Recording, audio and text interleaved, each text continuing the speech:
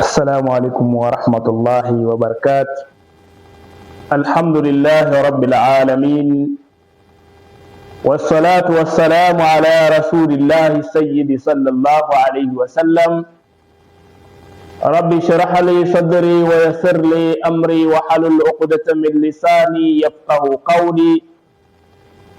وبعد، baada ya kumshukuru Allah subhanahu wa ta'ala na kumtakia rehma na amani kiongozi wetu mtume wetu Muhammadin sallallahu alayhi wasallama, mtume ambaye ameleta utukufu katika huu ulimwengu wa leo. Somo la leo tutakwenda kujifunza kuhusiana na suala ambalo Mwenyezi Mungu Subhanahu wa Ta'ala ametuambia katika Qur'ani ya kwamba wal asr innal insana lafi khusr illa alladhina amanu wa amilus salihat wa tawasaw bil haqqi wa tawasaw bis sabri. Hasa katika mada yetu ya leo ama somo letu la leo, tutajifunza kutokana na suala zima la subira. Mwenyezi Mungu Subhanahu wa Ta'ala aliposema hakika wanadamu wote wamo ndani ya hasara, illa alladhina amanu, isipokuwa wale walioamini, watawasau bilhaqi, na kuhusiana subra, watawasau bisabri, na wakahusiana kutokana na suala la subra. Samada yetu tutazungumzia hasa asabru wa tahammulu, subra na uvumilivu. Tariqul ilmi, njia ya kutafuta ilmu, hasa katika wale ambao wanatafuta ilmu ya duniani ama ya akhera, basi ni vyema wakafuatilia somo hili. Kuna mambo makubwa ambayo wanaweza wakayapata kutokana na masomo ambayo tutakuwa tunayasomesha. Asabru wa tahammulu, subra na uvumilivu.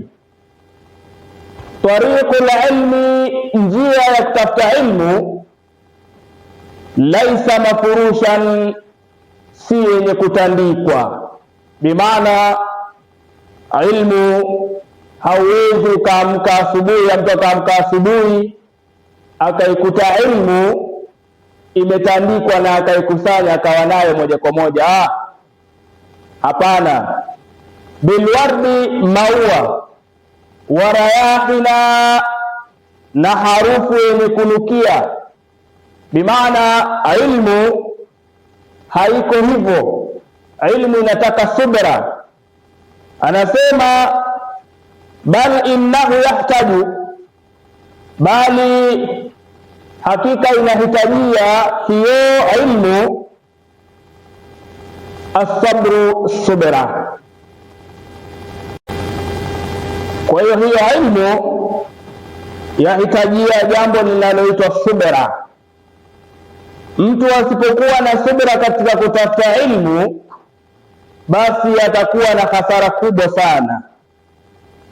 Basi tunaambiwa kana kwamba innahu yahtaju, hakika inahitajia hiyo ilmu, innahu yahtaju, hakika inahitajia ila sabru, subra, wa yaqinan, na iman, kwamba mahala pa kutafuta ilmu, umeenda chuoni, umeenda sehemu ya kusomea ilmu ya Allah Subhanahu wa Ta'ala, basi kuwa na imani ya kwamba hapo ulipo unaweza ukapata ilmu. Pia vile vile waaziman, na maazimio. Mtu mwenye kutafuta ilmu lazima awe na maazimio. La talinu, usilainike wewe katika hilo jambo ambalo la kuitafuta ilmu ya Allah Subhanahu wa Ta'ala, kuwa ni mwepesi wa kuitafuta ilmu ya Allah Subhanahu wa Ta'ala. La talinu, usilainike. Fatariqu tawilun, njia ya kutafuta ilmu ni ndefu sana. Njia ya kutafuta ilmu ya Allah subhanahu wa ta'ala ni ndefu sana, na urefu wake ni mkubwa mno. Na ndiyo maana Mwenyezi Mungu subhanahu wa ta'ala alipomwambia Mtume Muhammad sallallahu alaihi wasallam ya kwamba a'udhu billahi minash shaitani rajim, bismillahir rahmanir rahim, iqra bismi rabbikal ladhi khalaqal insana min 'alaqi iqra wa rabbukal akram. Alipomwambia Mtume sallallahu alaihi wasallam kutokana na haya maneno kwamba Mtume asome, tena asome, hakika Mwenyezi Mungu subhanahu wa ta'ala ni mkarimu, ni mwenye kukirimu watu. Alimlazimisha Mtume sallallahu alaihi wasallam jambo la kusoma, lakini vile vile akamuhusia kutokana na subra. Subra ni jambo la muhimu sana katika kutafuta ilmu. Kwa hiyo vile vile akasema fatariqu tawilun, hakika njia ya kutafuta ilmu ni ndefu sana. Wa nafsu, na nafsi dahiyan, ni yenye kumuita mtu. Nafsi ni yenye kumuita mtu katika sehemu ambayo ila almalali, katika uchovu au uzembe. Yani nafsi inamuogopesha mtu kwamba kwa jambo la kutafuta ilmu ya Allah subhanahu wa ta'ala ama ilmu ya dunia, nafsi inakuwa ni nzembe sana katika jambo hilo. Kwa hiyo nafsi inamtia mtu katika uchovu, wasama na tabu. Imana nafsi inakuletea tabu mbalimbali ili mradi wewe usiweze kusoma. Nafsi inakuletea shida mbalimbali ili wewe usiweze kupata jambo la ilmu. Nafsi inakutia wewe katika wasama na tabu.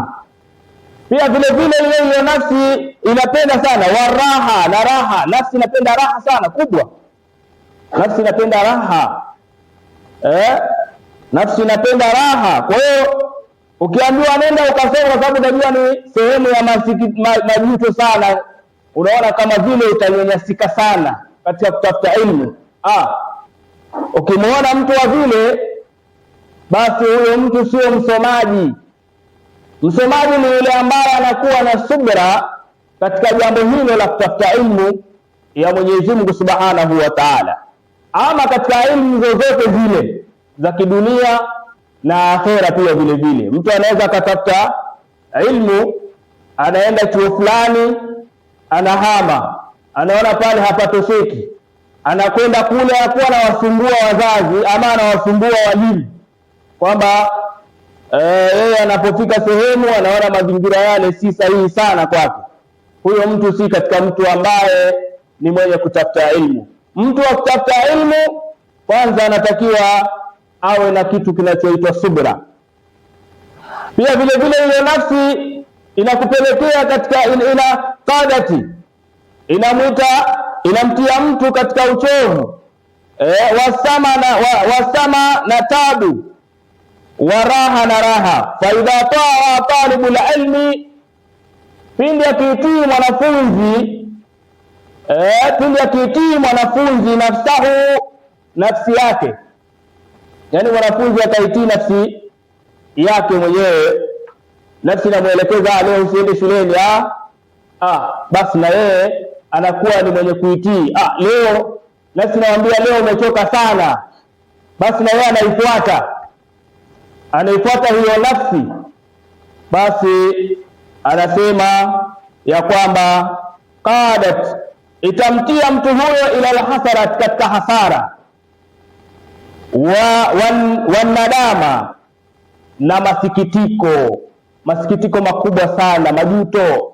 Anajutia huyo mtu kwa sababu hiyo nafsi imempeleka katika hasara.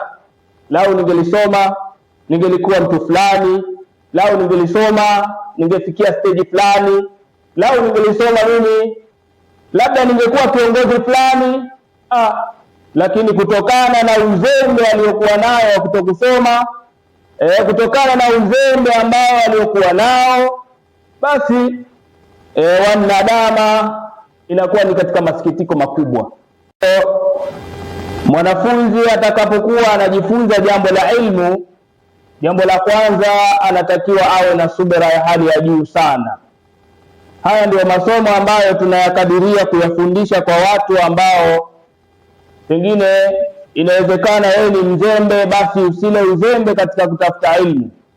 Inawezekana wewe ni katika njia ya uzembe fulani, kutokujiweka katika sehemu nzuri, basi wewe unatakiwa ujifunze ilmu na ujifunze kutokana na hizo subira. Pia tunaambiwa qala Sheikhul Imami rahimahullah, anatuambia Sheikhul Imami radhi za Mwenyezi Mungu zimwendee yeye, anasema faman utiya sabran, atakayepewa subira.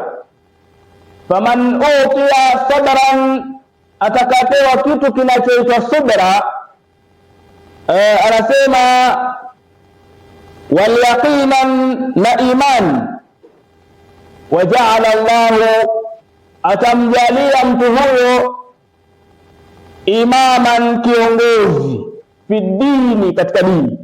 Kwa mtu akiwa na subira anafaa kupewa uongozi, kwa sababu uongozi ule ndio unamfanya yeye, yani ile subira alizokuwa nazo ndio zinamfanya yeye aweze kupata uongozi. Na haifai mtu kupewa uongozi kama hana subira. Kama mtu hana subira katika uongozi, haifai mtu kupewa uongozi katika dini ya Kiislamu. Kwa ni jambo la kwanza mtu anatakiwa awe nalo ni jambo la subira.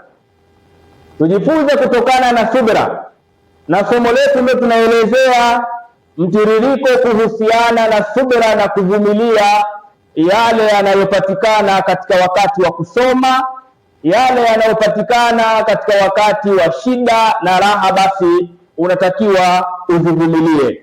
Na mtu mwenye kuvumilia hivyo, Sheikh anatuambia mtu huyo atapewa uongozi na Allah subhanahu wa ta'ala kutokana na kitu alichokuwa nacho ambacho kinaitwa subira. Pia vile vile anatuambia al-imamu fi din, asema ya kwamba fasabru, subira, khaslatu mahmudan, subira ni jambo ambalo ni lenye kusifiwa. Subira ni jambo ambalo ni lenye kusifiwa sana. Mtu akiwa na subira, mtu huyo anasifiwa sana. Mtu akiwa na amejipamba kutokana na jambo linaloitwa subira, basi jambo hilo litamfanya Mwenyezi Mungu Subhanahu wa Ta'ala amnyanyue mtu huyo. Wa ala junafa'u, na ni matibabu yenye manufaa.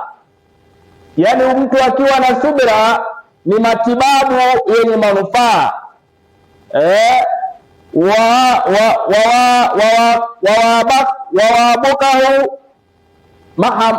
Wawabukahu